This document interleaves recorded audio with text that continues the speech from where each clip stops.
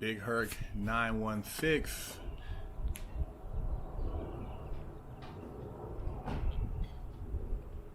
You know, when I look around and I see what's going on in the world, and particularly in America, and how people are just gradually giving up their rights, just giving up their rights. You know, hey, take these, take that.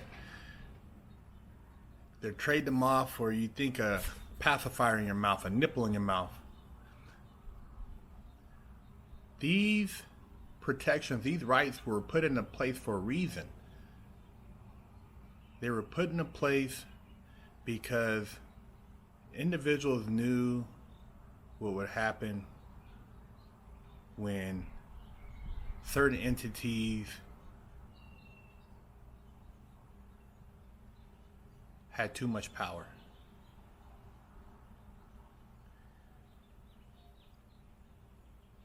This country has more prisons than any other country in the world.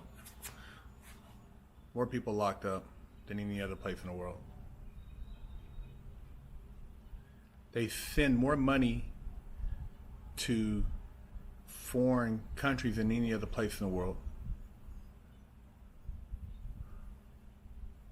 Why don't we have more trade schools, more community centers, more resource centers, more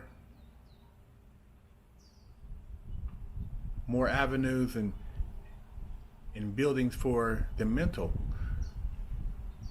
illness,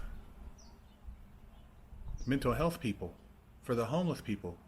We throw away more food than any other country. Why aren't we addressing these things here?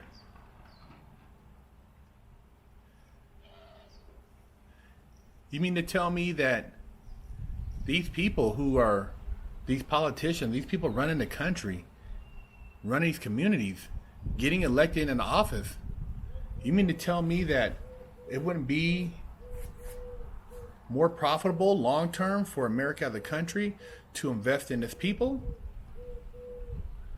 to create programs for those dealing with mental illness, for those dealing in impoverished areas that are financially neglected, to not build institutions there that can help elevate these people economically, rather than trying to reverse and make them think that they're equal by calling an A a B, setting them up for future failure because you have purposely not provided the educational needs that are required to compete.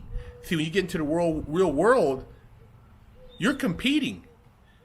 That fake A you are getting has no relevance in a world where a real A is a real A. It just baffles me, man. You know, I used to sit when I was in prison and just look out the window or walk the track and just think about all the different choices I could have made besides going to federal prison. And I would think about what other jobs could somebody do besides working in a federal prison, driving around in a truck, watching men on a yard, turning keys, securing criminals. What other jobs? What could be the path of a lot of those people in there instead of the criminal path? What if the focus was more on the education? Because the more educated, not to say you still won't commit crimes, but the rationale of your choices changes. So for every private prison, what if that was a private community center, a private educational center, a private resource center that was funded, and you help these people get on their feet, and after 2 or 3 generations, these people now are self-sufficient and they can give back to community, help others. Trade schools, whether it's plumbing, mechanics,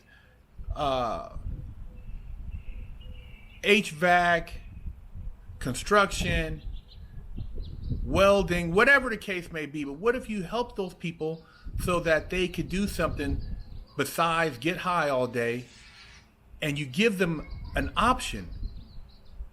It's obvious that a lot of people turn to drugs because they feel they have no option. They want to just check out. So what if we started creating more options? Why not have more places of promise, of upliftment, of awakening, of good vibrations than darkness? I don't know. I just sometimes think about that and wonder, why aren't the resources put into that? They have so much money when they need it for all these other things, but maybe they feel it's not profitable to help the American people. They give you a little check here and there for this little situation that occurred, but that giving somebody money and teaching them how to fish is two totally different things. You teach them how to earn their own, they can be self-sufficient. And having a place where kids can go and get off the streets to do things that are productive.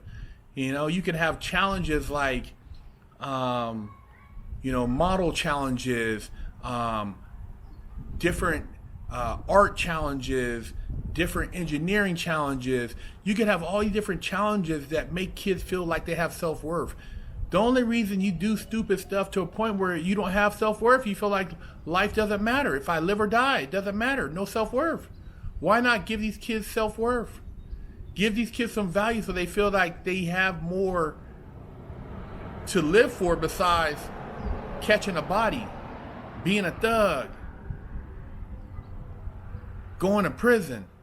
Like that's normal. Like it's, everybody else does it. Why can't everybody else, does it and be, you could drive a truck, you can be a mechanic, you can be an architect, you can be a doctor, a lawyer. I mean, why not flip it and create a higher level of hope?